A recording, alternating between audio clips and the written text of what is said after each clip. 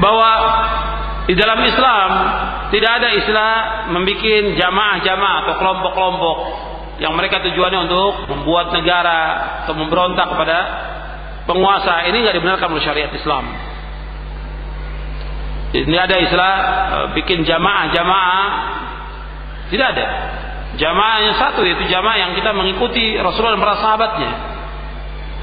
Makanya Nabi memerintahkan kalau tidak ada jamaah dan tidak ada imam, disuruh kita tinggalkan semuanya, firqah-firqah yang ada. Kemudian ikhwan fillah, azakumullah, bahwa yang paling penting yang harus kita perhatikan, meskipun pemimpin kita zalim, dan ini juga dialami oleh sahabat, dialami juga oleh tabi'in, dialami juga oleh a'immatul mujtahidin, pemimpin mereka, penguasa mereka zalim. Penguasa mereka zalim. Di zamannya Imam Ahmad, kemudian di zamannya Imam Syafi'i dan yang lainnya. Tapi mereka tetap mendengar, mereka tetap taat. Dan kita ingat kewajiban kita melaksanakan perintah Allah dan melaksanakan perintah Rasulullah. Dan tujuan yang paling besar yang Allah menciptakan jin dan manusia ini untuk beribadah kepada Allah. Wa ma khalaqtul jinna wal insa illa liya'budun. Tidak aku ciptakan jin dan manusia melainkan untuk beribadah kepada Allah. Kemudian kadang-kadang orang mengatakan, apa kita biarkan kezaliman yang ada? Kita tidak biarkan kezaliman.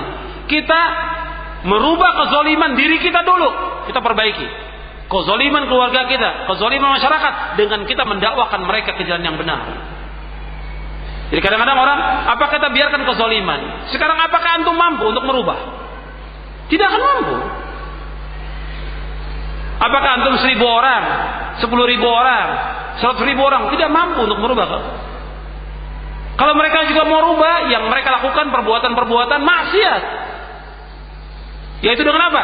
Dengan menjelekkan penguasa, dengan memberontak. Ini maksiat. Karena apa? Menyalahi ketentuan Allah dan Rasulnya. Kita tidak dibenarkan oleh Allah dan Rasulnya untuk memberontak pada penguasa. Tidak dibenarkan. Tidak boleh kita keluar dari penguasa yang ada. Tidak boleh.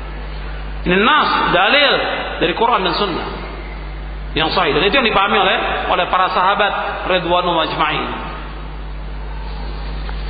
Dan ini banyak sekali penjelasan tentang masalah ini di dalam kitab-kitab para ulama tentang wajibnya kita taat kepada ulil amri. Jadi tentang taat kepada ulil amri ini banyak dalilnya. Saya akan sebutkan beberapa dalil yang memerintahkan kita untuk taat kepada ulul amri. Sebab ahlu sunnah ini mengajak umat ini untuk taat kepada ulul amri dan tidak boleh memberontak kepada ulul amri. Dalam hadis Ubadah bin Samit, da'ana Rasulullah SAW fabaya'nahu fakana fima akhadha alaina an bay'ana 'ala as-sam'i wa ta'a fi manshatina wa maqrahina wa 'usrina wa yusrina wa atharatina 'alaina wa alla nunazi al-amru ahlah wa alla nunazi al-amru ahlah qala illa an taraw kufran bawahan 'indakum minallahi fihi burhanun. Rasulullah SAW memanggil kami, lalu kami membaiat beliau. Di antara yang beliau tekankan kepada kami adalah agar kami selalu mendengar dan taat kepada penguasa dalam keadaan suka maupun tidak suka, dalam keadaan sulit maupun mudah. Bahkan dalam keadaan penguasa mengurus kepentingan dirinya, mengalahkan kepentingan kami, mengalahkan kepentingan rakyat, dan tidak boleh kami mempersoalkan suatu perkara yang berada di tangannya. Sesungguhnya beliau bersabda, kecuali jika kalian melihat kekufuran yang jelas dan kalian memiliki bukti yang nyata dari Allah dalam hal itu. Hadis ini sahih riwayat Bukhari dan Muslim. Dari sahabat Ubadah bin Samit. Kemudian dalam hadis yang lain Nabi bersabda, "Man ata'ani faqad ata'a Allah, wa man asani faqad asa Allah, wa man ata'a amiri faqad ata'ani, wa man asa amiri faqad asani." Barang siapa yang taat kepadaku, berarti ia taat kepada Allah. Dan barang siapa yang tidak taat kepada aku, berarti ia tidak taat kepada Allah. Barang siapa yang taat kepada amirku, maka ia taat kepada aku. Dan barang siapa yang tidak taat kepada amirku, maka ia tidak taat kepada aku. Hadis ini sahih riwayat Bukhari dan Muslim dan yang lainnya. Kemudian ikhwan fillah, azakumullah, lawan dari mendengar dan taat, lawannya memberontak. Kita diperintahkan oleh Allah dan Rasulnya as-sam'u wa ta'ah, mendengar dan taat. Lawan dari mendengar dan taat memberontak, dan memberontak kepada pemerintah, memberontak pada penguasa Islam, pemerintah Islam adalah ciri dari Khawarij. Memberontak kepada pemerintah Islam adalah ciri dari Khawarij. Kata Imam Al-Barbahari di dalam kitabnya Syarh Sunnah, kata beliau, setiap orang yang memberontak kepada imam atau pemerintah kaum muslimin, mereka adalah Khawarij. Dia telah memecah belah persatuan kaum muslimin, menentang sunnah, serta matinya seperti mati jahiliyah. Di dalam kitab Syarh Sunnah halaman 76 nomor 33 yang ditahqiq oleh Syekh Abu Yasir Ar-Raddadi.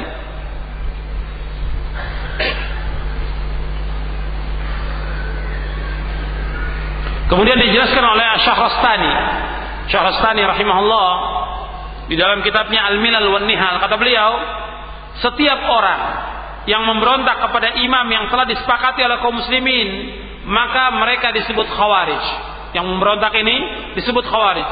Sama saja apakah dia memberontak di masa sahabat kepada Khulafaur Rasyidin, atau dia memberontak di masa tabi'in, atau di masa para imam pada setiap zaman. Anda melihat, pada setiap zaman. Kalau orang memberontak, maka dia dikatakan Khawarij.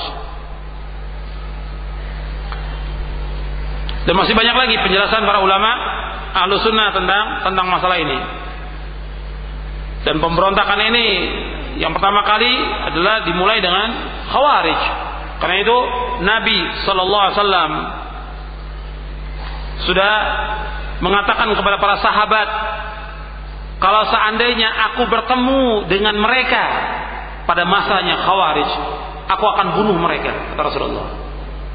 Tidak ada firqah yang sesat yang Nabi akan membunuh mereka kecuali Khawarij. Sampai Nabi mengatakan, la in adraktuhum la aqtulannahum qatla Tsamud. Jika aku menjumpai mereka, niscaya aku akan bunuh mereka seperti dibunuhnya kaum Tsamud.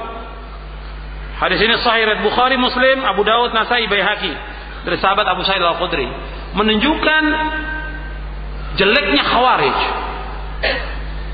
Dan setiap zaman ada, termasuk pada masa sekarang juga. Orang-orang yang memberontak pada pemerintah dan menganjurkan untuk keluar dari pemerintah, memberontak, inilah ciri-ciri daripada Khawarij. Dan akibatnya apa memberontak itu? Akibatnya terjadi kekacauan, terjadi kekacauan. Tidak ada rasa aman, terjadi pertumpahan darah. Bahkan orang-orang yang tidak berdosa pun ikut tertumpah darahnya. Padahal darahnya seorang muslim itu lebih mulia daripada Ka'bah yang mulia. Bahkan Nabi bersabda, la zawalu dunya ahwan indallahi min qatli rajulin muslim. Kata Nabi, la zawalu dunya ahwan 'ala Allah min qatli rajulin muslim. Hancurnya dunia lebih ringan dosanya di sisi Allah daripada terbunuhnya seorang muslim. Hadis ini sahih dari riwayat Tirmidzi dan Nasai dari sahabat Abdullah bin Amr radhiyallahu anhu. Kemudian ikhwani fiddin, azakumullah, kita tanyakan kepada mereka yang memberontak, apa manfaatnya? Tidak ada manfaat. Berapa puluh tahun mereka memberontak kepada penguasa, dan apa yang dihasilkan oleh mereka? Dari buku-buku yang mereka tulis, ceramah-ceramah yang mereka sampaikan untuk memberontak pada penguasa, kemudian menghasung rakyat untuk memberontak pada penguasa, apa manfaatnya? Puluhan tahun yang mereka lakukan, tidak ada perubahan sama sekali.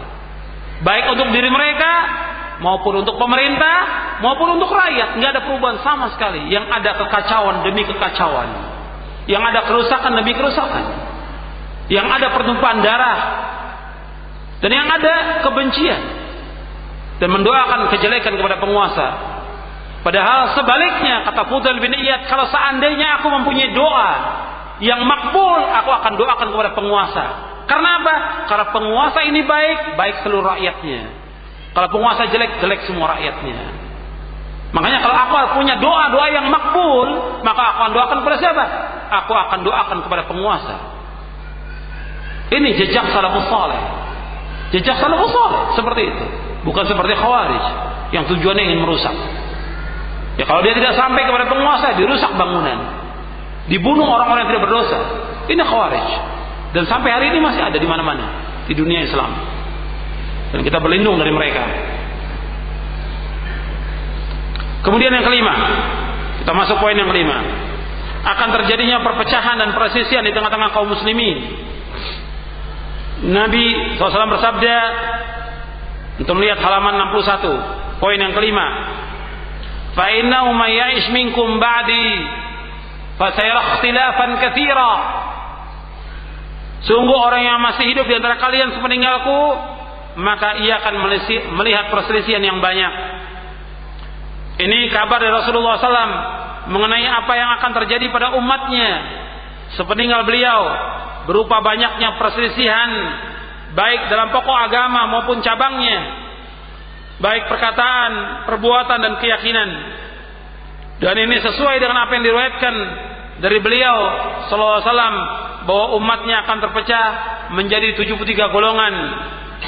Seluruhnya berada di neraka kecuali satu golongan, yaitu golongan yang mengikuti Rasulullah SAW dan para sahabatnya. Sesungguhnya perpecahan dan perselisihan dalam Islam adalah tercela. Banyak sekali dalil-dalil Al-Quran dan Sunnah mencela perpecahan dan perselisihan.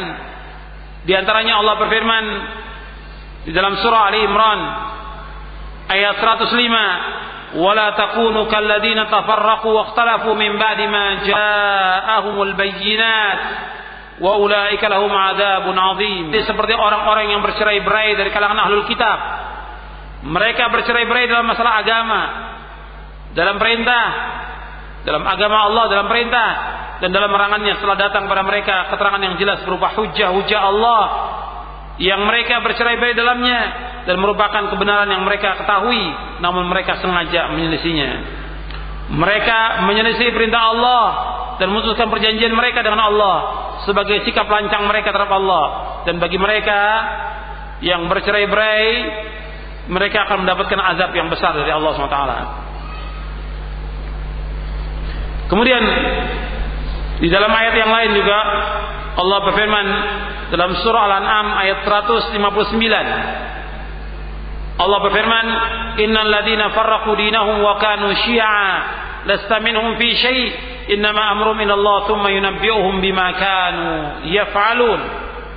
Sesungguhnya orang-orang yang memecah belah agamanya dan mereka menjadi terpecah dalam golongan-golongan, sedikit pun bukan tanggung jawabmu Muhammad atas mereka. Sesungguhnya urusan mereka terserah kepada Allah. Kemudian Allah akan memberitahukan kepada mereka apa yang mereka perbuat.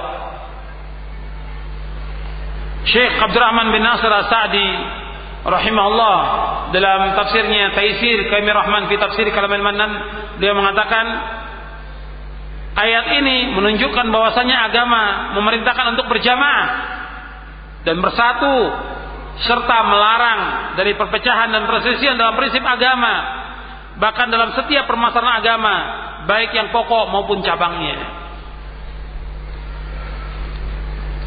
Kemudian ikhwan fillah, azakumullah, tentang umat ini menjadi terpecah menjadi 73 golongan. Ini hadisnya sahih, riwayat-riwayatnya sahih. Antum lihat di halaman 66. Rasulullah bersabda, halaman 66 67. Nabi bersabda, "Ala inna man qablakum min ahli kitabi iftaraqu ala 72 millah wa inna hadhihi al-millata sataftariqu ala 73 72 fil nari wa wahidatun fil jannati wa hiya al-jamaah." Ketahuilah, sesungguhnya orang-orang sebelum kamu dari ahlul kitab telah berpecah belah menjadi 72 golongan. Sesungguhnya umat ini akan terpecah menjadi 73 golongan. 72 golongan tempatnya dalam neraka, dan hanya satu golongan yang dalam surga, yaitu al-jamaah. Hadis ini sahih, diriwayatkan oleh Imam Abu Daud, Ahmad, Al-Hakim, Ad-Darimi, Al-Ajurri dalam kitabnya Syariah, Al-Lalikai dalam kitabnya As-Sunnah, disahihkan oleh Imam Hakim dan Imam Az-Zahabi dari sahabat Muawiyah bin Abi Sufyan, disahihkan oleh Syekhul Islam Ibnu Taimiyah disahihkan juga oleh Syekh Albani dan terdapat dalam silsilah hadits as-sahihah di juz yang pertama.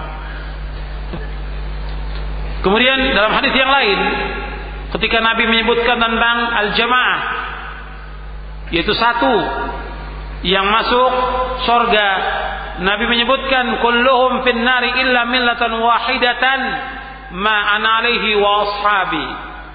Semua golongan tersebut tempatnya neraka kecuali satu, yaitu yang aku dan para sahabatku berjalan di atasnya. Hadis ini diriwayatkan oleh Imam Tirmidzi, Hakim dari Abdullah bin Amr. Hadis ini derajatnya hasan. Kemudian ikhwan fillah, azakumullah, tentang perpecahan ini sudah ada sejak terbunuhnya Utsman bin Affan radhiyallahu anhu warda. Dan Nabi menyebutkan akan terpecah umat ini, dan terbukti umat ini pecah, dan pokoknya itu 4. Dari ahlul bidah, ahlul ahwa, pokoknya 4. Yang pertama Syiah, yang kedua Khawarij, yang ketiga Qadariyah, yang keempat Murji'ah. Ini firqah-firqah yang sesat. Yang kemudian nanti berkembang lagi, ya, adanya Mu'tazilah, Asy'ariyah, dan yang lainnya. Jadi Nabi menyebutkan umat terpecah menjadi 73 golongan, dan pokoknya dikatakan oleh Abdullah bin Mubarak dan yang lainnya 4, yaitu Syiah, Rafidah, kemudian Khawarij, kemudian Qadariyah, kemudian Murji'ah, yang kemudian terus berkembang. Ini pokok dari ahlul bidah. Kemudian ketika Abdullah ibn Mubarak ditanya, bagaimana dengan Jahmiyah? Itu Jahm bin Safwan, Jahmiyah, dikatakan al-Jahmiyah itu kufar. Jahmiyah adalah kafir. Jadi Jahmiyah itu dikafirkan oleh para ulama karena mereka mengingkari sifat-sifat Allah SWT. Mereka mengingkari sifat-sifat Allah Subhanahu wa taala. Ini firqah-firqah yang sesat, dan mereka ini masih ada sampai sekarang, firqah-firqah yang sesat ini. Dan firqah-firqah ini akan terus berkembang, akan terus. Jadi pokoknya itu 4, kemudian nanti berkembang. Dan ini banyak sekali, ya, seperti yang disebutkan itu 4. Kemudian ada lagi nanti adanya Qadariyah, Jabriyah, Mu'tazilah, kemudian Asy'ariyah, Thariqah Sufiyah, dan yang lainnya. Terus berkembang sampai sekarang ini. Dan Nabi SAW setelah menyebutkan akan terjadinya perpecahan di tengah-tengah kaum muslimin, Nabi memberikan jalan keluar. Nabi memberikan solusi agar selamat dari perpecahan tersebut. Kita masuk sekarang poin yang ke-6. Jalan selamat dari perpecahan dan perselisihan adalah dengan berpegang pada Al-Quran dan Sunnah Nabi Sallallahu Alaihi Wasallam menurut pemahaman Salafus Saleh. Untuk melihat halaman 69. Fa'alaikum bisunnati wa sunnatil khulafa'il mahdiyyin ar-rasyidin. Maka wajib sekalian berpegang teguh kepada sunnahku dan sunnah khulafa'ur rasyidin yang mendapat petunjuk. Jadi berpegang kepada sunnah Nabi Sallallahu Alaihi Wasallam dan sunnah khulafa'ur rasyidin. Apa yang dimaksud dengan sunnah? Antum lihat, saya bawakan penjelasan Ibnu Rajab di halaman 70 tentang pengertian sunnah. Jadi sunnah adalah jalan yang dilalui, termasuk dalamnya berpegang teguh kepada keyakinan-keyakinan, perkataan-perkataan dan perbuatan-perbuatan Nabi Sallallahu Alaihi Wasallam dan para khulafaur rasyidin. Itulah sunnah yang paripurna. Oleh karena itu generasi salaf dahulu tidak menamakan sunnah kecuali kepada apa-apa yang mencakup ketiga aspek tersebut. Hal ini diriwayatkan dari Al-Hasan, Al-Auza'i dan Fudail bin Iyad. Ini dalam kitabnya, dalam kitab Imam Ibn Rajab, dalam kitabnya Jami'ul Ulum wal Hikam di juz yang kedua. Dan disebutkan khulafaur rasyidin Karena mereka adalah orang-orang yang mengetahui kebenaran dan memutuskan segala perkara dengan kebenaran. Mereka adalah orang-orang yang rasyidin. Jadi mengetahui kebenaran dan mereka mengikutinya dan mengamalkan kebenaran, ya rasyidin. Berbeda dengan orang-orang yang ghawi, yang mereka mengetahui kebenaran tapi tidak mengikutinya. Berbeda juga dengan orang-orang yang dhal, yang sesat, yaitu orang yang tidak mengetahui kebenaran secara total. Jadi para khulafaur rasyidin adalah orang-orang yang mereka mendapatkan petunjuk dari Allah, mengetahui kebenaran, mereka mengikuti kebenaran dan mereka mengamalkan kebenaran. Dan kita diperintahkan untuk mengikuti khulafaur rasyidin, mengikuti jejak mereka, dan hukumnya wajib. Jadi mengikuti manhaj, cara beragamanya, cara para sahabat, mengikuti manhaj mereka, mengikuti cara beragamanya para sahabat adalah wajib. Jadi kita diwajibkan untuk mengikuti manhaj salafus saleh, karena Allah Subhanahu wa taala memerintahkan kita untuk mengikuti mereka. Allah berfirman dalam surah Al-Baqarah ayat 137, 136, 137 Allah berfirman, "Fa in amanu bimithli ma amantum bihi faqad ihtadaw wa in tawallaw fa innama hum fi shiqaq fasayakfikahumullahu wa huwas samiul alim." Dan jika mereka beriman kepada apa yang kamu beriman kepadanya, sungguh mereka dapat petunjuk. Dan jika mereka berpaling, sungguhnya mereka berada dalam permusuhan dengan kalian, maka Allah akan memelihara kalian dari mereka. Dan dialah Allah yang Maha mendengar dan Maha mengetahui. Ini ayat menjelaskan kalau umat Islam ingin mendapatkan petunjuk, maka mereka wajib mengikuti pemahaman para sahabat. Kemudian di ayat yang kedua dalam surah Al-An'am ayat 153,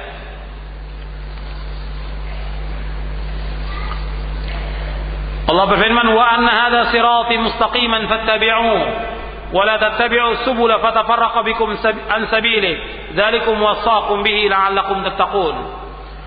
Dan bahwa yang kami perintahkan adalah jalanku yang lurus, maka ikutilah, dan janganlah kamu mengikuti jalan-jalan yang lain, karena jalan-jalan itu akan mencerai-beraikan kamu dari jalan Allah. Demikian yang diperintahkan oleh Allah agar kalian bertakwa. Ayat ini, ayat Al-An'am 153 dijelaskan oleh Rasulullah ketika menafsirkan ayat ini sebagaimana dikatakan oleh Abdullah bin Mas'ud, dan ini riwayat yang sahih dari Imam Ahmad, Nasai dalam tafsirnya dan yang lainnya. Yaitu Nabi menggaris satu garis yang lurus, di kanan kiri garis itu Nabi menggaris beberapa garis. Dan Nabi menyebutkan, "Ma min sabilin illa wa 'alaihi syaitanun yad'u ilaihi." Dan tidak ada jalan-jalan ini. Jadi Nabi menggaris satu garis yang lurus, kemudian di kanan kiri garis itu ada beberapa garis. Kata Nabi, tidak ada dari jalan-jalan ini melainkan ada syaitan yang mengajak kepadanya. Jadi firqah-firqah yang sesat itu mesti ada syaitan yang mengajak kepada pemahaman mereka, kepada aliran mereka, kepada golongan mereka, kepada kelompok mereka. Dan kita disuruh mengikuti jalan yang lurus. Jalan yang lurus itu jalan yang telah ditempuh oleh Rasulullah dan para sahabatnya. Dan selain jalan itu, jalan yang sesat. Selain jalan yang ditempuh oleh Rasulullah dan sahabatnya, selain jalan itu adalah jalan yang sesat. Makanya kita diperintahkan mengikuti siratal mustaqim, siratal ladzina an'amta 'alaihim, ihdinas siratal mustaqim, siratal ladzina an'amta 'alaihim ghairil maghdubi 'alaihim waladdallin. Ya Allah, tunjukilah kami jalan yang lurus, jalan yang orang-orang yang kau beri nikmat atas mereka, bukannya jalan orang yang kau murkai, dan bukan pula jalan yang orang-orang yang sesat. Jalan orang-orang yang mendapat petunjuk itu jalannya para nabi, jalannya para rasul, dan jalannya para sahabat ridwanullah ajma'in. Ini jalan orang-orang yang telah mendapatkan nikmat dari Allah Subhanahu wa taala. Karena itu kita wajib mengikuti jalannya mereka. Kemudian ayat yang lain dalam surah An-Nisa ayat 115 yang antum sudah hafal ayatnya, "Wa may yushaqiqir rasula min ba'di ma tabayyana lahul huda wa yattabi' ghayra sabilil mu'minin nuwallihi ma tawalla wa nuslihi jahannam wa sa'at masira." Dan barang siapa yang menentang Rasul sesudah jelas baginya petunjuk, Sudah jelas baginya kebenaran. Dan mengikuti jalan yang bukan jalan orang-orang mukmin, mengikuti jalan bukan jalannya orang-orang mukmin, jalannya para sahabat. Artinya dia mengikuti jalan selain jalan para sahabat, maka kami akan biarkan dia sesat dan kami akan masukkan dia ke dalam neraka Jahannam. Dan Jahannam itu sejelek tempat kembali.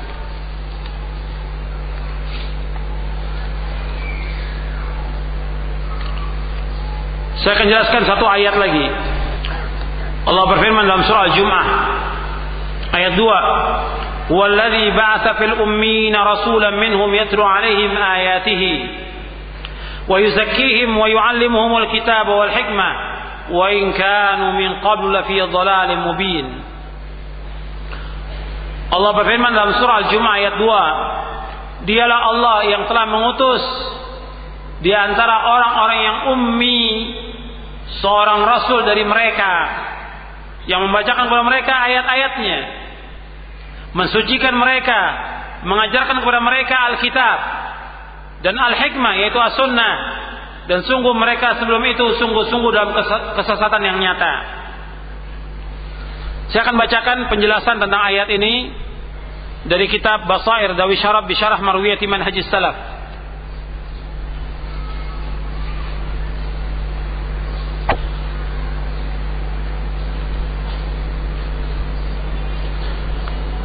فالرسول صلى الله عليه وسلم بعث مربيا ومعلما للكتاب وللسنة وهذا من أعظم مقاصد الرسالة والنبوة والرسول صلى الله عليه وسلم إنما علم جيل الصحابة ومن بعدهم تلقى العلم عن طريقهم وقد علم النبي صلى الله عليه وسلم أصحابه الكتاب بنصوصه ومعانيه وقواعده وضوابطه كما علمهم السنة أتم تعليم وأكمله ولم يشاركهم أحد في التلقي عن رسول الله صلى الله عليه وسلم ومن ثم فلا يماثلهم أحد في كمال علمهم وفهمهم لأن من تلقى عن رسول الله صلى الله عليه وسلم وتعلم على يديه ليس كمثل من تلقى عن غيره إذ لا يمكن لأحد أن يماثل رسول الله صلى الله عليه وسلم في البيان والتعليم ووجه الدلالة أن أولى الناس بالاتباع هو أتمهم علما وأكملهم فهما والصحابة هم أكمل الناس علما وأتمهم فهما فينبغي اتباعهم وتقديرهم عند الاختلاف وتعارض الفهم والحكم. Di dalam kitab Basair Dawi Syaraf bi Syarah Marwiyat Manhajis Salaf oleh Syekh Salim bin Aid Al-Hilali di halaman 58, beliau menjelaskan Rasulullah sallallahu alaihi wasallam diutus untuk mengajarkan, mendidik dan mengajarkan Al-Qur'an dan hikmah yaitu As-Sunnah, dan ini sebesar-besar tujuan risalah dan kenabian. Dan Rasulullah SAW hanyalah mengajarkan generasi sahabat. Perhatikan, Rasulullah mengajarkan Quran dan Sunnah itu kepada generasi sahabat. Dan orang-orang yang sesudahnya mereka menimba ilmu, belajar dari sahabat. Dan sungguh Nabi SAW telah mengajarkan para sahabat Al-Quran, nas-nasnya dan makna-maknanya, kaidah-kaidahnya dan ketentuan-ketentuannya. Sebagaimana Nabi SAW mengajarkan sunnah dengan sebaik-baik pengajaran dan sesempurna-sempurna pengajaran. Dan tidak ada seorang pun yang bersekutu dalam menimba ilmu dari Rasulullah. Tidak ada seorang pun. Belum ada tabi'in, belum ada tabi'in. Tidak ada seorang pun yang bersekutu dalam menimba ilmu dari Rasulullah. Karena itu tidak ada seorang pun yang menyamai mereka tentang kesempurnaan ilmu mereka dan pemahaman mereka. Perhatikan, tidak ada seorang pun yang menyamai ilmunya para sahabat dan tidak ada seorang pun yang menyamai pemahaman para sahabat. Tidak ada seorang pun di muka bumi ini. Karena apa? Karena orang yang menimba ilmu langsung dari Rasulullah dan belajar langsung dari Rasulullah, tidak seperti orang yang belajar dari selain Rasulullah. Karena apa? Tidak mungkin ada seorang pun di muka bumi ini yang menyamai Rasulullah dalam mengajarkan ilmu, mengajarkan Quran dan Sunnah. Tidak ada yang menyamai Rasulullah. Karena Sayyidul Bashar, Sayyidul Khalq Ajmain, yaitu Sayyidul Anbiya wal Mursalin, manusia yang paling baik di muka bumi ini. Yang Rasul ajarkan yang paling baik, dan yang diajarkan Rasulullah Al-Quran dan Sunnah kepada para sahabat. Karena itu pemahaman mereka para sahabat adalah pemahaman yang sempurna. Kemudian disebutkan lagi, wawajudillah, pengambilan dalil dari ayat ini, bahwa orang yang wajib kita ikuti adalah orang yang paling sempurna ilmunya dan paling sempurna pemahamannya. Siapa paling sempurna ilmunya? Sahabat. Paling sempurna ilmunya dan mereka paling sempurna pemahamannya. Para sahabat adalah mereka orang yang paling sempurna ilmunya dan paling sempurna pemahamannya. Maka wajib kita mengikuti mereka dan mendahulukan mereka atas segala macam perselisihan dan ketika terjadi perselisihan tentang masalah pemahaman dan hukum. Di dalam kitab Basair Dawi Syarab Bisyarah Marwiyati Manhajis Salaf, dalil banyak di sini, cuma saya sebutkan di antaranya itu. Artinya Rasulullah mengajarkan Al-Quran Sunnah kepada sahabat, maka orang yang paling paham, yang paling dalam ilmunya adalah para sahabat. Karena itu Allah dan Rasulnya menyuruh kita untuk mengikuti pemahaman para sahabat. Jadi wajib kita mengikuti generasi sahabat, ini hukumnya wajib. Jadi kita wajib mengikuti mereka. Kalau kita ingin mendapatkan keridhaan dari Allah, kalau kita ingin selamat dunia dan akhirat, kalau kita ingin mendapatkan kemuliaan, mendapatkan kejayaan, kita ingin masuk ke surga, maka kita wajib mengikuti para sahabat.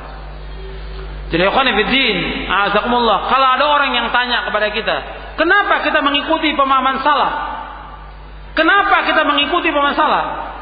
Karena Allah dan Rasulnya menyuruh kita mengikuti mereka. Itu jawaban yang pertama. Kalau pertanyaan kenapa kita mengikuti pemahaman salaf? Karena kita ingin melaksanakan agama dengan benar. Karena mereka lah yang sudah melaksanakan agama dengan benar. Dan kalau orang bertanya kenapa kita mengikuti pemahaman salaf? Karena kita ingin selamat dunia akhirat dan kita ingin masuk surga. Maka tanya kepada mereka, kalau kamu mengikuti pemahaman yang lain, golongan yang lain, firqah yang lain, apa ada jaminan masuk surga? Ada tidak jaminan? Yang ada dari Rasulullah, setiap firqah itu akan dijamin dengan apa? Masuk neraka. Nabi mengatakan kulluhum finnari illa wahidah. Semuanya masuk neraka kecuali satu. Jadi kalau ketika orang tanya kenapa kamu ikut pemahaman salaf? Kita ikut pemahaman salaf karena kita ingin masuk surga. Tanya pada mereka, antum mau masuk surga atau tidak? Kalau antum masuk surga, ikuti Al-Quran wa Sunnah ala fahmi salaf. Sebagaimana kenapa kita menuntut ilmu? Karena Nabi yang memerintahkan menuntut ilmu. Allah menyuruh kita menuntut ilmu. Dan kita ingin masuk surga. Kita menuntut ilmu syar'i karena kita ingin masuk surga. Kalau kamu ingin masuk surga, thalabul ilmi, menuntut ilmu. Dan ikuti pemahaman salaf ini. Jadi kita mengikuti pemahaman salafus saleh bukan untuk mencari uang, bukan untuk mencari kedudukan, bukan untuk mencari kekuasaan, bukan untuk tujuan partai dan politik, tidak sama sekali. Kita mengikuti pemahaman salaf karena kita ingin masuk surga. Itu perhatikan. Tidak seperti mereka. Mereka mengikuti firqah-firqah, pemahaman-pemahaman aliran karena untuk mencari dunia, mencari kedudukan, mencari harta, mencari jabatan, mencari yang lain. Kita tidak, sama sekali. Bukan berarti bahwa salaf itu memisahkan dengan politik, tidak. Bahwa Islam mengajarkan semuanya lengkap. Lengkap. Cuma yang mereka maksud dengan politik bagaimana? Yang mereka maksud yaitu memberontak, membicarakan aibnya penguasa dan segala macam. Itu yang dikatakan politik oleh mereka. Kalau kita tidak memisahkan, tapi siapa yang berhak untuk mengurus masalah politik ini? Ulama mujtahid yang berhak.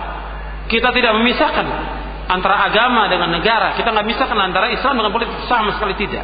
Tapi siapa orang yang berhak untuk bicara itu? Dan ini yang berbicara adalah mujtahid, orang-orang yang alim, yang paham Quran wa sunnah ala fahmi salaf. Bukan seperti sekarang Ruwaibidah. Ruwaibidah yaitu orang-orang yang tafih, orang-orang yang bodoh, orang-orang yang tolol berbicara tentang masalah umat. Ini kata Rasulullah, Ruwaibidah.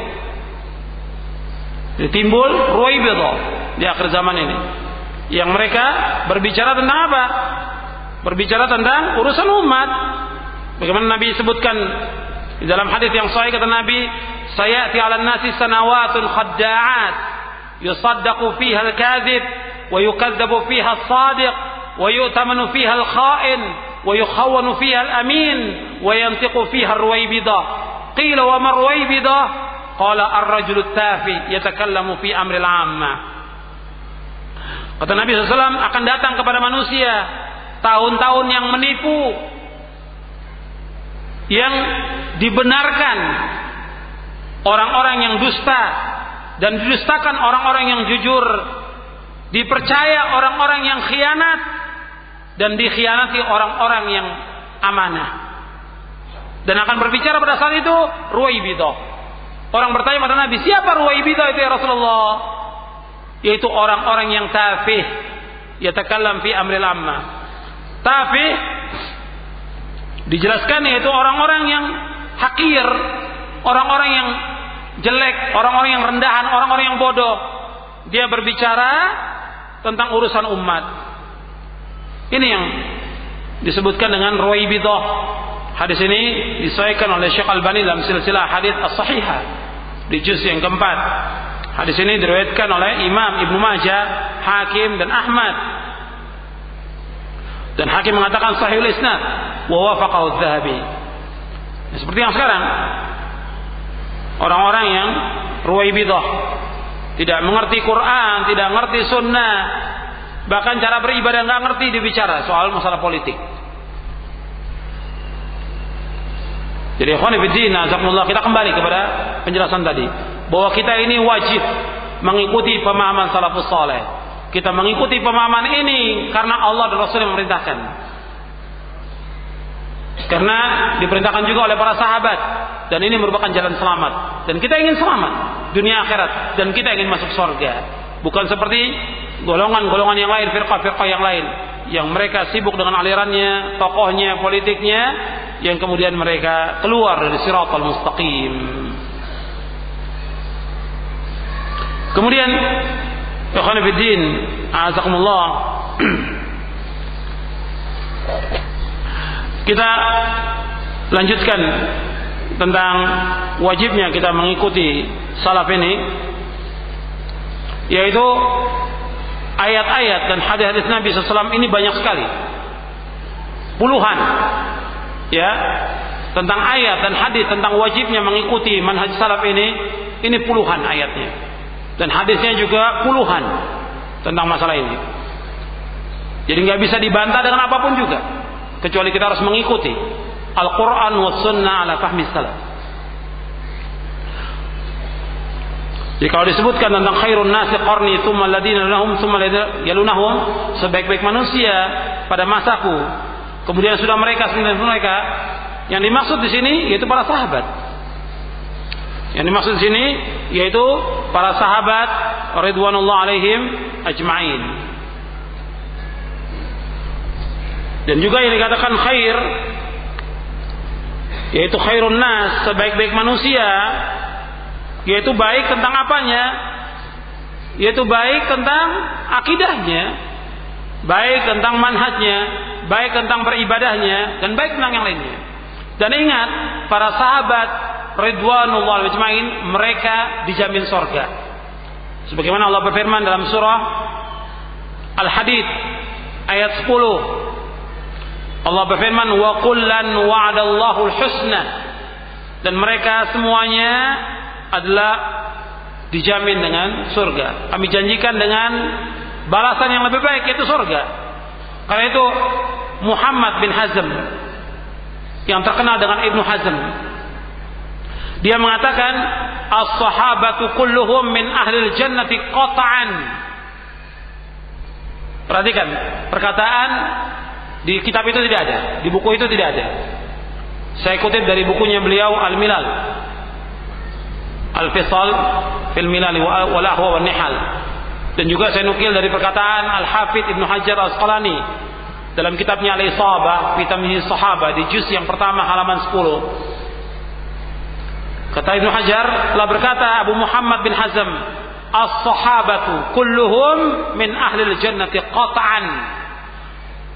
Kata Ibnu Hazm bahwa para sahabat semuanya termasuk ahli surga. Pasti.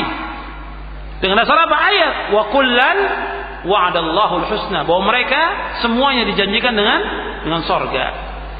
Makanya kita mengikuti mereka, wajib mengikuti mereka. Dan Nabi menyebutkan lagi, addu 'alaiha bin nawajid, dan peganglah erat-erat, tamassaku biha wa addu 'alaiha bin nawajid.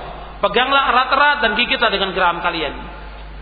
Artinya pegang erat-erat. Manhaj ini, manhaj salaf, pegang erat-erat. Jadi jangan kita tertipu dengan fitnah syubhat, dan jangan tertipu dengan fitnah syahwat. Ini hati-hati, karena manusia selalu dimasuki oleh fitnah syahwat, fitnah syubhat. Teguh kita di atas manhaj yang hak ini. Jangan terpengaruh dengan orang-orang yang mendapatkan dirinya dengan salaf. Ada orang-orang yang dia sengaja pakai nama salaf, tujuannya untuk politik, untuk mencari massa, nah, atau untuk mencari yang lain. Kita hati-hati terhadap orang-orang yang seperti itu. Jadi golongan atau orang-orang yang dia sengaja karena massa dilihat yang banyak ini dari kalangan salafiyin, maka dia pura-pura masuk salaf. Untuk apa? Untuk tujuan politik, untuk tujuan dunianya, atau untuk tujuan kursinya. Ini hati-hati.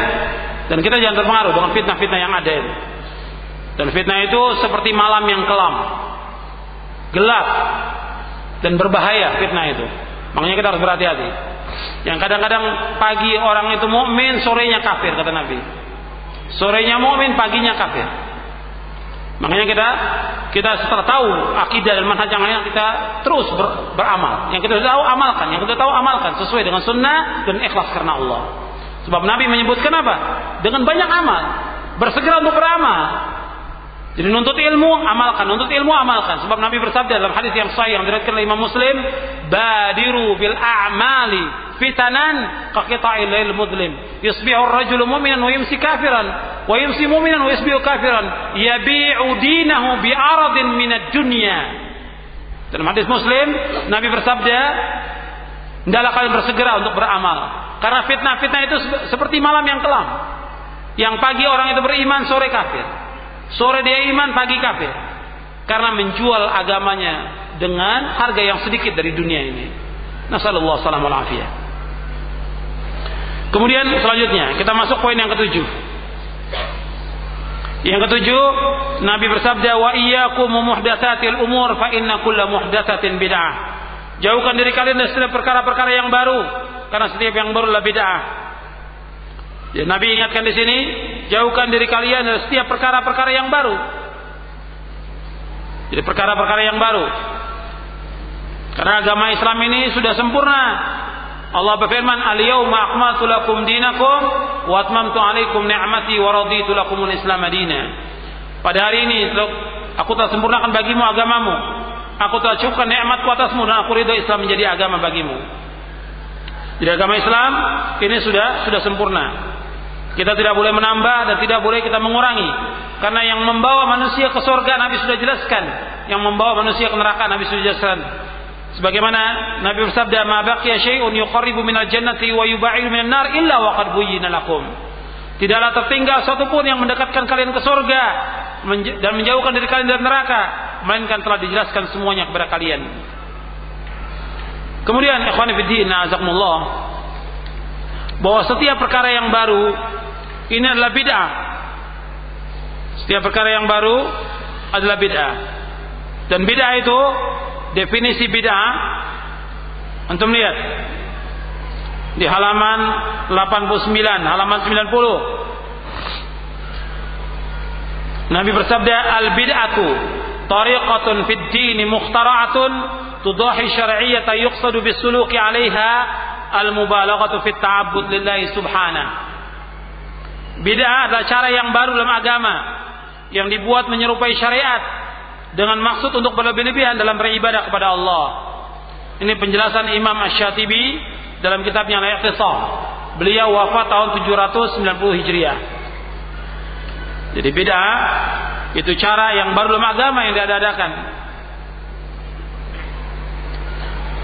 Jadi bid'ah ini berupa keyakinan, berupa pemahaman, berupa amalan. Ini bid'ah. Dikatakan oleh Al-Hafidz Ibnu Rajab Al-Hambali yang wafat tahun 795 Hijriah. Antum lihat halaman 92.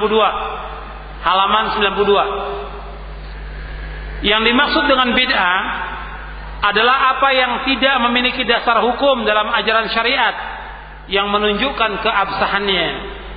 Adapun yang memiliki dasar dalam syariat yang menunjukkan kebenarannya, maka secara syariat tidaklah dikatakan sebagai bid'ah. Meskipun secara bahasa dikatakan bid'ah, maka setiap orang yang buat sesuatu lalu menisbatkannya kepada ajaran agama, namun tidak memiliki landasan dari ajaran agama yang bisa dijadikan sandaran, berarti itulah kesesatan. Ajaran Islam tidak ada hubungannya dengan bid'ah. Tidak ada bedanya antara perkara yang berkaitan dengan keyakinan, amalan, ucapan, lahir maupun batin. Jadi maksudnya ada bid'ah yang orang nisbatkan itu bid'ah, tapi bukan menurut syariat. Maka yang seperti ini bukan bid'ah. Seperti perkataan Umar bin Khattab radhiyallahu an ketika menyebutkan tentang salat tarawih dengan satu imam. Imam Umar bin Khattab radhiyallahu mengatakan, "Ni'mal bid'atu hadhihi." Sebaik-baik bid'ah ini. Yang dimaksud oleh Umar bid'ah secara bahasa, bukan secara syar'i. Karena apa? Salat tarawih Nabi pernah kerjakan. Dikerjakan pada Isya, dikerjakan di bulan Ramadan, dikerjakan dengan berjamaah. Jadi nggak ada yang baru. Dan Nabi yang menjadi imam dan sahabat mengikuti. Jadi perkataan bid'ah itu menurut bahasa karena di awal, karena di waktu khilafah Abu Bakar As-Siddiq dan di awal khilafah Umar tidak dikerjakan salat tarawih dengan berjamaah. Kemudian dikerjakan lagi oleh Umar bin Khattab radhiyallahu anhu dengan satu imam.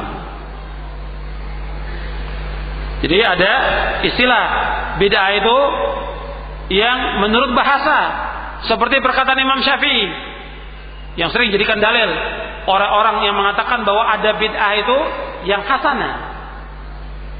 Dalam Islam nggak ada bid'ah hasanah. Saya sudah sebutkan di sini pada poin selanjutnya, yaitu poin yang ke-8, bahwa setiap bid'ah adalah sesat.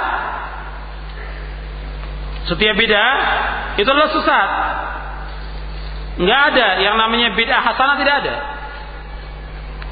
Sebab Nabi menyebutkan bahwa setiap amalan yang baru dalam agama ini semuanya tertolak.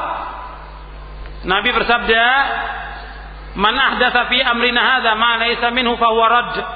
Barang siapa yang mengadakan dalam urusan agama kami sesuatu yang bukan darinya, maka tertolak. Hadis ini sahih dari Bukhari dan Muslim. Kemudian juga Nabi bersabda, "Man amila amalan laisa alaihi amruna fa huwa raddun."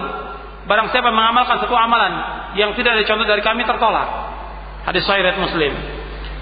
Jadi bid'ah itu semuanya sesat. Antum lihat di poin yang ke-8. Wa kullu bid'atin dhalalah. Dan setiap bid'ah itulah sesat. Jadi enggak ada dalam Islam ini bid'ah yang hasanah, tidak ada. Jadi penjelasan Imam Syafi'i yang mengatakan bahwa ada bid'ah yang mahmudah, ada bid'ah yang mazmumah. Imam Syafi'i mengatakan begini, al-bid'atu bid'atan, bid'atun mahmudatun wa bid'atun mazmumatun. Fama wafaqa sunnah fahuwa mahmudun wa ma khalafa sunnah fahuwa mazmumun. Kata Imam Syafi'i, bid'ah itu ada dua. Ada bid'ah yang terpuji, ada bid'ah yang tercela. Yang sesuai dengan sunnah, ini terpuji. Yang tidak sesuai dengan sunnah, ini tercela. Kemudian dijelaskan oleh Ibnu Rajab Al-Hambali dalam kitabnya Jami'ul Muhkam, wa muradu Syafi'i rahimahullah ma dzakarna min qabl anna al-bid'ah al-madhmumah ma laysa la aslun min asy-syari'ah yurja'u ilayhi wa hiya al-bid'atu fi itlaqi asy-syara'. Wa ammal bid'atul mahmudatu fama wafaqa sunnah, yakni ma kana lahu aslun min as-sunnati yurja ilaihi, wa innama hiya bid'atun lughatan la syar'an li muwafaqatiha li sunnah. Anda lihat penjelasan. Makanya ketika orang mengatakan bid'ah, Imam Syafi'i mengatakan bid'ah itu ada dua. Nggak dijelaskan bagaimana maksudnya. Sekarang yang menjelaskan maksudnya ulama. Al-Hafidh Ibn Rajab Al-Hambali yang wafat tahun 795 Hijriah pada abad ke-8. Kata beliau begini dalam kitabnya Jami' Al-Hikam. Yang dimaksud oleh Imam Syafi'i, kami sudah sebutkan sebelumnya, bahwa bid'ah yang tercela yaitu tidak ada asal dalam syariat, yaitu bid'ah menurut kemutlakan syariat. Adapun bid'ah yang mahmudah, yang terpuji, yaitu yang sesuai dengan sunnah, yang ada asalnya dalam syariat, yang ada asalnya dalam sunnah, yang bisa dikembalikan kepada sunnah itu. Ini bid'ah secara bahasa, bukan secara syariat. Ia bid'atun lughatan la syar'an. Bid'ah menurut bahasa. Seperti perkataan siapa? Perkataan Umar bin Khattab tadi. Bid'ah secara bahasa. Jadi yang dimaksud oleh Imam Syafi'i bahwa bid'ah itu ada yang madmumah, ada yang mahmudah. Yang dimaksud dengan mahmudah yang mana? Yang dimaksud dengan mahmudah bid'ah secara bahasa, yang pada hakikatnya bukan bid'ah. Adapun yang madmumah bid'ah secara mutlak menurut syariat. Jadi ini sering dijadikan dalil oleh orang, ini bid'ah. Syubhat yang lain yang sering dibawakan oleh mereka, yang mengatakan bahwa bid'ah itu ada yang hasanah. Seperti pengumpulan mushaf dengan satu mushaf. Ini pada hakikatnya bukan bid'ah hasanah. Kenapa? Nabi sudah memerintahkan untuk menulis mushaf. Sudah menulis Al-Quran, diperintahkan oleh Nabi. Dan ini apakah diperintahkan secara terkumpul atau secara terpisah? Dijelaskan oleh Imam Ibn Rajab. Kata beliau, wa qad kana Nabi sallallahu alaihi wasallam ya'muru bi kitabatil wahyi la farqa baina ay yuktaba mufarraqan aw majmu'an bal jam'uhu sara aslah. Jadi Nabi memerintahkan kepada sahabat untuk menulis wahyu. Tidak ada bedanya apakah ditulis secara terpisah di kertas, ataukah di pelepah kurma, atau di kulit, atau dikumpulkan jadi satu. Nggak ada bedanya.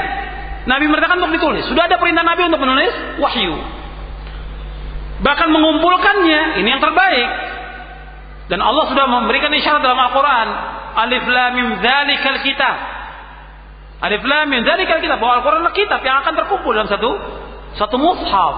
Begitu juga Allah sebutkan dalam surah Al-Qiyamah, inna alaina jam'ahu wa qur'ana.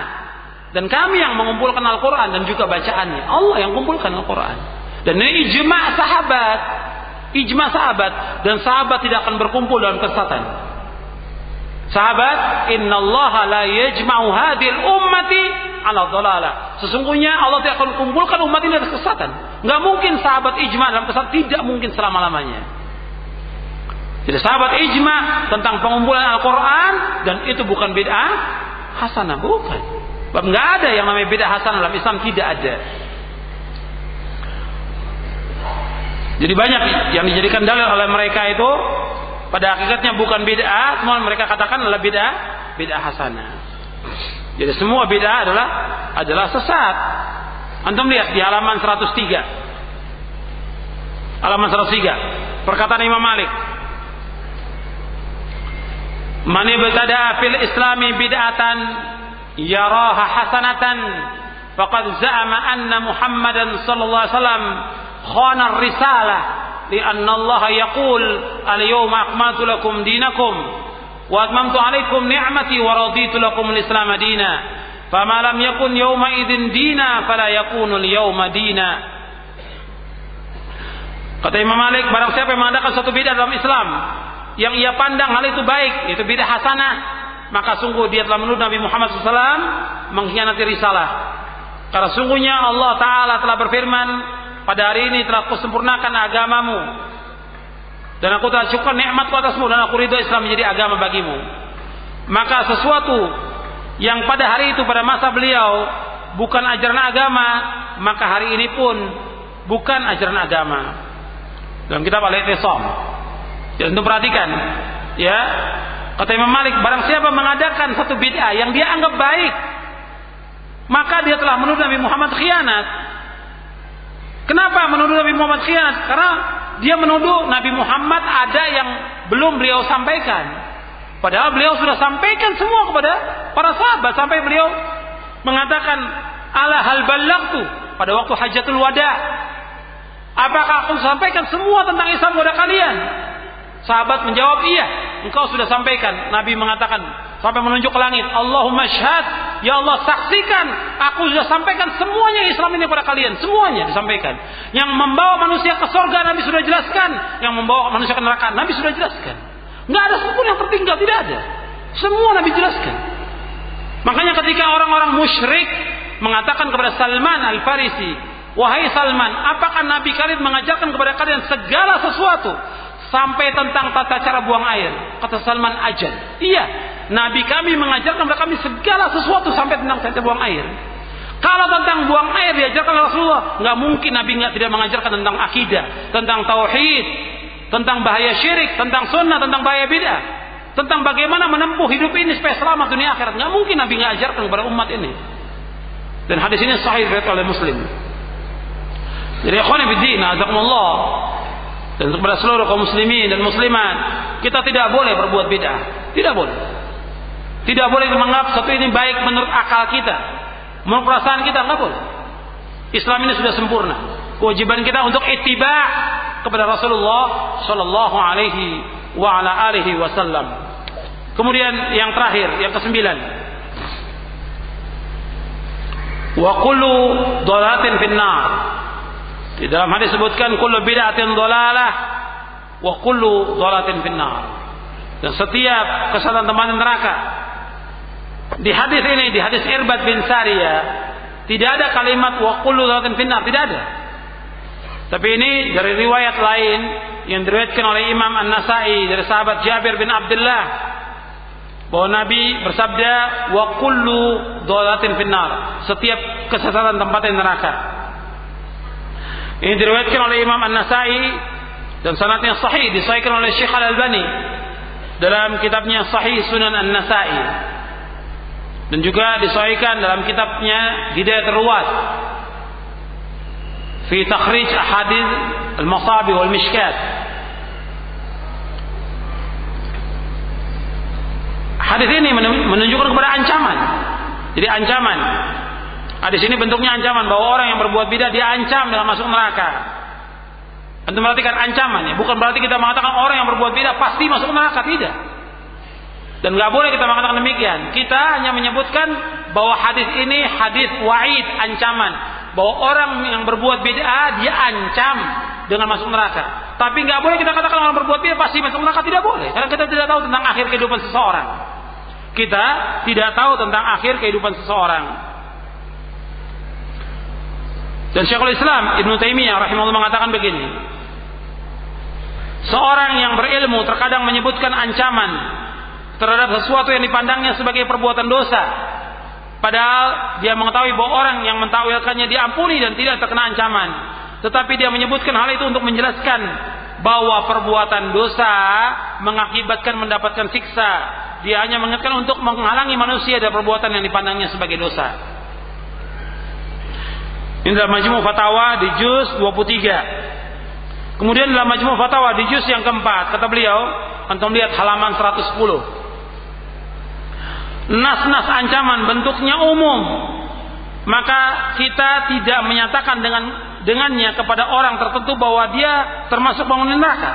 Nggak boleh kita mengatakan orang itu termasuk penghuni neraka, sebab memungkinkan tidak berlakunya hukum yang ditetapkan pada orang yang melakukannya karena adanya penghalang yang kuat, seperti dia taubat atau adanya kebaikan-kebaikan yang menghapuskan keburukannya, atau ada musibah-musibah yang menghapuskan dosa, atau dia mendapatkan syafaat yang diterima dan yang lainnya. Kemudian ikhwan fillah, azakumullah, bahwa kita tidak boleh mengkafirkan seseorang dari ahlul kiblah, dari kaum muslimin karena perbuatan dosa mereka selama dia tidak menghalalkan perbuatan dosa itu. Dan tidak diragukan lagi bahwa bid'ah adalah dosa yang sangat jelas dan maksiat yang sangat nyata, dan dalil mengancamnya dan memerintahkan untuk menjauhinya sangat banyak sekali. Dan banyak sekali penjelasan para ulama tentang masalah ini. Dan Imam Sufyan Ats-Tsauri mengatakan al-bid'atu ahabbu ila iblis minal ma'siyah, wal ma'siyatu yutabu minha wal bid'atu la yutabu minha. Kata Imam Sufyan Ats-Tsauri, bid'ah itu lebih dicintai oleh iblis dari maksiat. Maksiat orangnya gampang dia untuk tobat, artinya mudah diingatkan dia untuk tobat. Tapi orang yang pelaku bid'ah sulit dia untuk tobat, karena dianggap perbuatannya baik. Dan bahaya-bahaya bid'ah ini banyak sekali. Jadi ikhwan fillah, azakumullah, kita berusaha untuk menjauhkan perbuatan syirik, perbuatan bid'ah, perbuatan maksiat, kita berusaha untuk menjauhkan.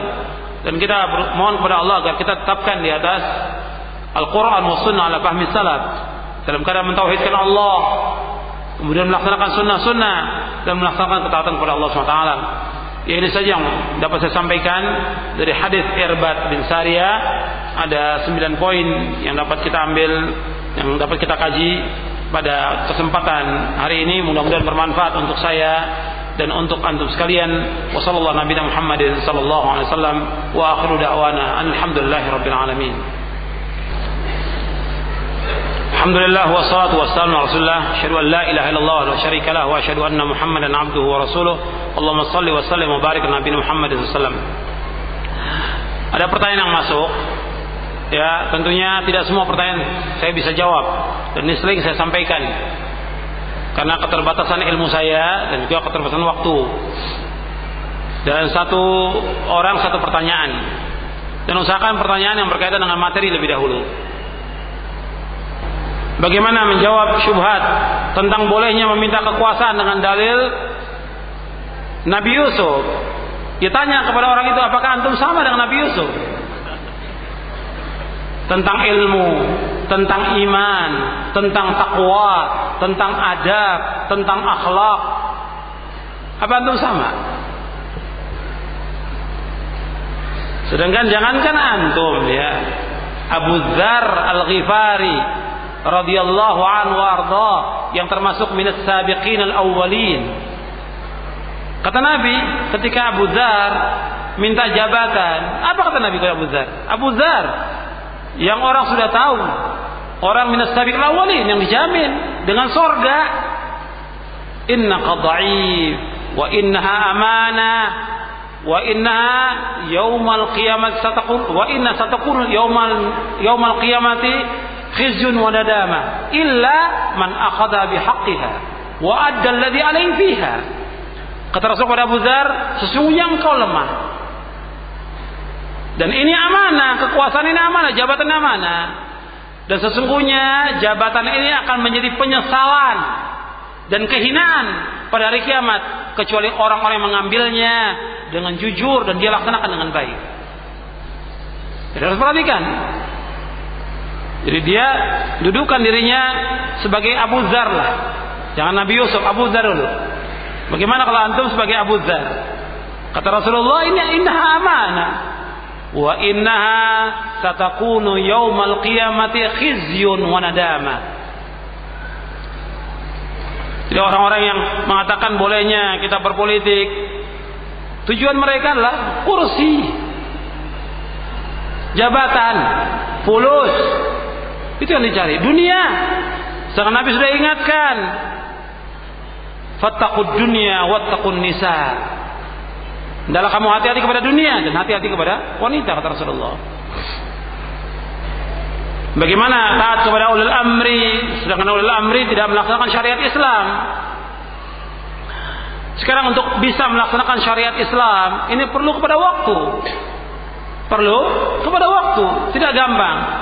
Makanya tanya kepada diri antum, antum sudah belum melaksanakan syariat Islam? Dan syariat Islam ini mencakup secara keseluruhan, tentang akidah, tentang ibadah, tentang akhlak, tentang muamalah. Bukan syariat Islam itu hanya sekedar qisas, atau potong tangan, atau cambuk, atau rejam, bukan sekedar itu. Syariat Islam semuanya. Makanya disebutkan dalam surah Yusuf, "Inil hukmu illa lillah, amara alla ta'budu illa iyyah." Sesungguhnya hukum itu milik Allah. Tidak boleh kalian beribadah melainkan hanya kepada Allah saja. Berarti kalau orang mengatakan bahwa kita wajib menegakkan hukum, pertama kali apa? Tauhid. Inil hukmu illa lillah, amara alla ta'budu illa iyyah. Sesungguhnya hukum itu milik Allah dan tidak boleh kalian beribadah hanya kepada Allah. Dalam surah Yusuf, Allah berfirman dalam surah Yusuf, jadi harus menegakkan syariat Islam. Jadi ketika kita menyuruh penguasa untuk menegakkan syariat Islam, kita dulu menegakkan syariat Islam. Dan kalau penguasa itu belum melaksanakan syariat Islam, kita bersabar. Terus kita laksanakan untuk diri kita dan keluarga kita. Karena kita akan ditanya oleh Allah, kenapa kamu tidak laksanakan syariat ini?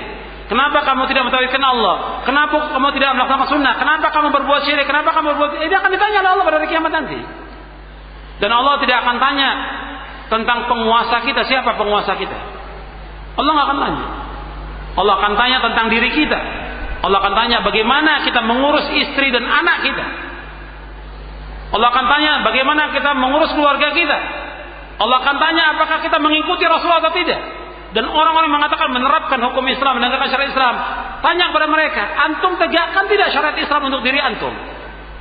Sekarang antum ikut apa? Demokrasi. Demokrasi dari Islam atau bukan? Tanya kepada mereka. Bukan dari Islam. Loh kok antum masuk? Kata menegakkan syariat Islam. Akhirnya apa? Al-ghayah tubaril wasilah. Tujuan menghalalkan segala cara. Yang penting apa? Kursi dapat. Bukan menegakkan syariat Islam. Setelah dapat kepemimpinan, tegakkan syariat Islam atau tidak mereka? Tidak. Tidak ada yang berubah. Kuburan yang disembah tambah banyak. Dukun-dukun tambah banyak. Apa yang berubah? Tidak berubah. Setelah mereka jadi pemimpin, setelah mereka menduduki kursi, nggak ada yang berubah sama sekali. Jadi berarti itu sistem. Makanya kita rubah dulu diri kita dan keluarga kita. Allah akan rubah kaum itu. Ini Allah yang berfirman, Inna Allah la yughayyiru ma biqaumin hatta yughayyiru ma bi anfusihim. Golongan Khawarij menyebutkan bahwa Nabi menyebutkan Khawarij yang neraka. Karena bagaimana Nabi sebutkan demikian? Ya jelas Nabi sebutkan demikian. Beliau menyampaikan tentang apa yang akan datang dari Allah. Karena beliau bukan berkata dari hawa nafsunya. Wa may yantiqu 'anil hawa in huwa illa wahyu yuha. Dan apa yang dikatakan Rasulullah semuanya benar. Ahlussunnah menjelaskan bahwa kita wajib taat kepada ulil amri. Meskipun ulil amri diangkat dengan cara demokrasi. Sedangkan demokrasi bukan dari Islam. Ini bagaimana? Kewajiban taat tetap taat. Hatta penguasa itu dia mengambil kekuasaan dengan cara kudeta yang tidak boleh menurut syariat Islam. Atau dengan demokrasi, kewajiban kita taat, wajib taat. Urusan dia dengan demokrasi atau dengan kudeta, urusan dia dengan Allah. Urusan mereka dengan Allah. Kewajiban kita taat tetap wajib taat. Sebagaimana kita wajib taat kepada orang tua. Meskipun orang tua dia berbuat zalim, berbuat maksiat, seorang anak tetap wajib taat kepada orang tuanya. Urusan zalimnya orang tua, urusan maksiat orang tua, urusan dia dengan Allah. Kewajiban anak taat tetap kepada orang tua. Perhatikan yang seperti itu. Negara yang ada ini apakah negara Islam? Musia, antum tanya diri antum tinggal di negara mana ini? Ini yang nanya, mesti tanya pada dirinya. Ya setiap hari tanya, saya tinggal di negara mana ini? Kalau dia jawab di negara kafir, ya mesti antum hijrah dong. Kalau dia katakan negara kafir harus hijrah. Negara Islam. Syiar-syiar Islam ada, kata para ulama, selama tegak syiar Islam, dikumandangkan azan, ada sholat berjamaah, ada sholat Id, khawatir raya, kemudian syarat-syarat yang lain dilaksanakan di negara itu, di negara Islam. Disebutkan oleh para ulama, disebutkan oleh Imam Asy-Syaukani dalam kitabnya As-Sailul Jarrar. Disebutkan juga oleh Syekh Muhammad bin Shalih Al-Utsaimin dalam kitabnya Syarah Ushul Tsalatsah. Disebutkan oleh yang lain para ulama Ahlussunnah. Kalau menurut pemahaman Khawarij, negara kafir. Khawarij, pemahaman Khawarij. Makanya ditanya kepada orang yang paham, yang ngerti. Kita tanya kepada ulama-ulama Ahlussunnah, kepada para masyayikh, negara Islam. Masjid ada, kita mendakwakan dakwah tauhid bebas, orang berpakaian busana muslimah bebas, orang melaksanakan hari raya dilaksanakan, adzan dikumandangkan, dan yang lainnya. Jadi negara Islam. Kalau kita kerja di pemerintahan dan ulil amri melarang kita untuk berjenggot dan kita tetap memelihara jenggot, bagaimana? Ya kalau dia menyuruh untuk maksiat, tidak boleh taat. Innama ta'atu fil ma'ruf. Kalau ulil amri menyuruh kita cukur jenggot, nggak boleh taat, tidak boleh taat. Tadi disebutkan bahwa tentang perpecahan umat itu hadisnya sahih. Tetapi Dr. Yusuf Qaradawi mendhaifkan di sini. Dia bukan ahli hadis dan bukan ulama. Dr. Yusuf Qaradawi ini banyak sekali kritikan para ulama tentang dia. Bahkan yang paling fatal dia mengatakan bahwa perbedaan kita dengan Yahudi bukan karena akidah, bukan karena agama, karena tanah. Dia merebut Palestina. Bayangkan, masa seorang yang dikatakan orang alim oleh mereka mengatakannya ulama, bukan kita nggak mengatakan dia ulama. Karena para masyayikh tidak menyebut dia sebagai ulama. Ya, apakah Syekh bin Baz, apakah Syekh Al-Albani, apakah Syekh Muqbil, Syekh Rabi, Syekh Utsaimin dan yang lainnya tidak menyebutkan dia sebagai ulama. Bahkan ada buku yang menjelaskan tentang kekeliruan Qaradawi dan fatal kekeliruannya. Al-Qaradawi fil Mizan, dan sudah diterjemahkan dalam bahasa Indonesia. Dr. Yusuf Qaradawi dalam Timbangan Syariat sudah diterjemahkan dalam bahasa Indonesia. Al-Qaradawi fil Mizan. Bahkan ada buku lagi yang lebih keras lagi tentang hujatan kepada Qaradawi. Karena banyak sekali yang dia menghalalkan apa yang diharamkan oleh Allah, termasuk musik diharamkan dalam syariat, dihalalkan oleh beliau. Dan masih banyak lagi puluhan kritikan yang sudah dibantah oleh Dr. Saleh Fauzan bin Abdullah Al-Fauzan di dalam kitabnya Ar-Rad Al-Qaradawi. Tadi disebutkan bahwa firqah Khawarij dan Syiah ini apakah dia termasuk dalam Islam? Iya. Dia masuk dalam Islam. Ada sebagian ulama yang mengkafirkan, tapi pada hakikatnya dia masuk dalam Islam. Dia ahlul bidah.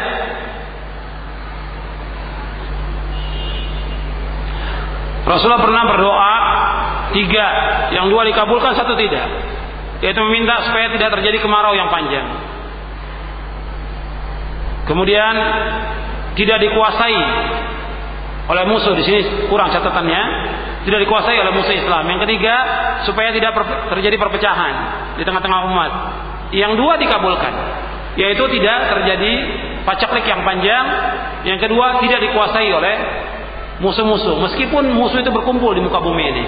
Tapi yang ketiga, yaitu terjadi perpecahan, tidak dikabulkan. Tetap akan terjadi perpecahan di tengah kaum muslimin. Dan riwayat itu sahih, diriwayatkan oleh Imam Muslim dan Imam Al-Barqani.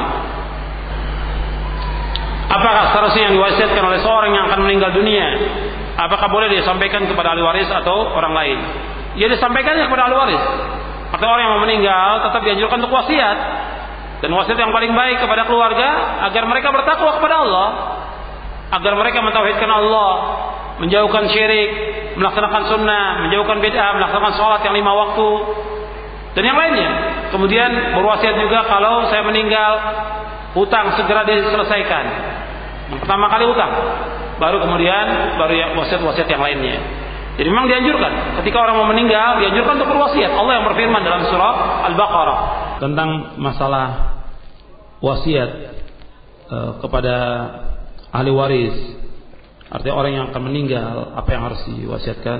Saya tadi sudah jelaskan bahwa wasiat yang terbaik adalah menjelaskan tentang akidah, menjelaskan tentang akhlak, ibadah, takwa kepada Allah. Adapun yang berkaitan dengan harta, Nabi bersabda, la wasiyata liwarithin. Tidak ada wasiat untuk ahli waris. Artinya tidak ada wasiat harta kepada ahli waris. Jadi orang yang mau meninggal, dia tidak ada wasiat kepada ahli waris yang berkaitan dengan harta.